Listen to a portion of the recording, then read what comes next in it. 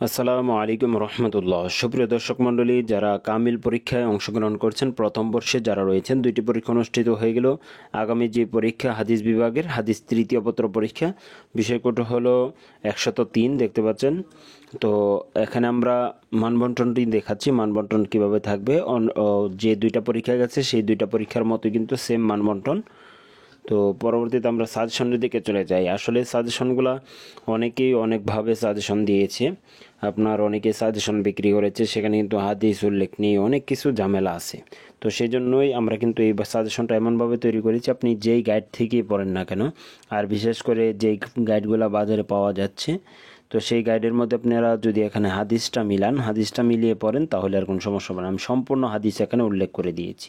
তারপর হাদিস নং রয়েছে, লেকচার গাইড যারা কিনেছেন লেকচার গাইডের এই নংটা মিলাবেন, মিলে যাবে ইনশাল্লাহ। তো এখানে দেখতে পাচ্ছেন হাদিসটা কিন্তু সম্পূর্ণ উল্লেখ রয়েছে। সাজেশনগুলো প্রথম হাদিস, দ্বিতীয় হাদিস দেখতে পাচ্ছেন, হাদিসটা কিন্তু সম্পূর্ণ উল্লেখ রয়েছে। 11 নম্বর হাদিস ছিল এটা। তারপরে দেখেন এটা 43 নম্বর হাদিস, হাদিসটা কিন্তু সম্পূর্ণ উল্লেখ আছে। তার পরবর্তীতে চলে যাচ্ছি আমরা 210 নম্বর হাদিস এটা। তার পরবর্তীতে এখানে দেখেন 2145 হাদিস। তার পরবর্তীতে এটা 2308, তারপর 2376 নম্বর হাদিস। তারপরে হাদিসের এখানে কিছু অংশ আছে, নিচের দিকে কিছু অংশ আছে, দেখেন দুইটা অংশই দেখে নেন। এটা 2504 নম্বর হাদিস। তারপরে চলে যাচ্ছি আমরা, দেখতে পাচ্ছেন 2550 নম্বর হাদিস এটা। তার পরবর্তীতে দেখেন এখানে দুইটা হাদিস রয়েছে, এখানে একটা হাদিস, তারপরে এখান থেকে আরেকটা হাদিস, দুইটা হাদিস 3658 3662 নম্বর হাদিস। তারপরে দেখেন আরেকটা হাদিস এখানে রয়েছে 3828।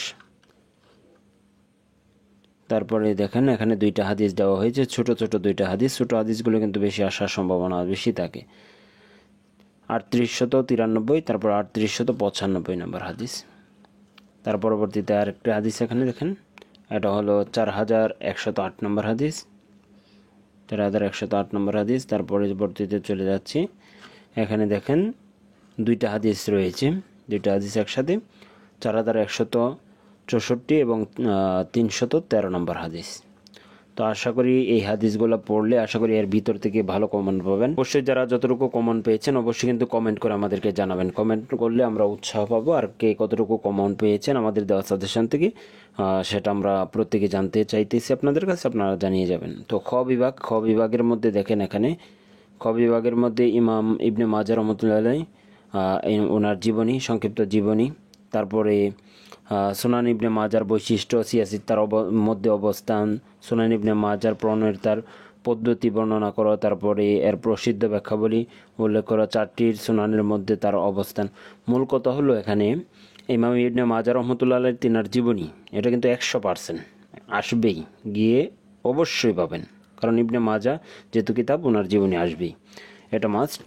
তারপরে পরবর্তীতে আপনার প্রশ্নটা থাকবে এরকম ক্যাটাগরি। প্রথমেই থাকবে ইমাম ইবনে মাজাহ রাহমাতুল্লাহ আলাইহি জীবনী লেখ, তারপরে থাকতে পারে সুনান ইবনে মাজার বৈশিষ্ট্য বা সিয়াসিত্তার মধ্যে অবস্থান, বা প্রণয়ের ক্ষেত্রে তিনার কী কী পদ্ধতি অবলম্বন করেছেন, বা এই পদ্ধতিগুলো বা 4টি কিতাবের মধ্যে তার অবস্থান কীরকম, সিয়াসিত্তার মধ্যে তার অবস্থান কীরকম, এরকম 4টি সুনানের মধ্যে তার অবস্থানটা কি, এটা কিন্তু চাওয়া হইতে পারে পরবর্তীতে। এটা প্রথম স্টেপটা কিন্তু এটা কমন, 100% কমন। দ্বিতীয় স্টেপটা যেটা থাকবে প্রশ্নের মধ্যে, সেই প্রশ্নটার জন্য কিন্তু এগুলো আপনাকে পড়তে হবে। আর প্রথমটা 1 নাম্বার যেটা দিয়েছি অবশ্যই মাস্ট বি কমন থাকবে ইনশাল্লাহ। তো এই ছিল আজকের সাজেশন হাদিস বিভাগের। দেখা হচ্ছে পরবর্তী কোনো ভিডিওতে। সে পর্যন্ত ভালো থাকুন, সুস্থ থাকুন, আল্লাহ হাফিজ।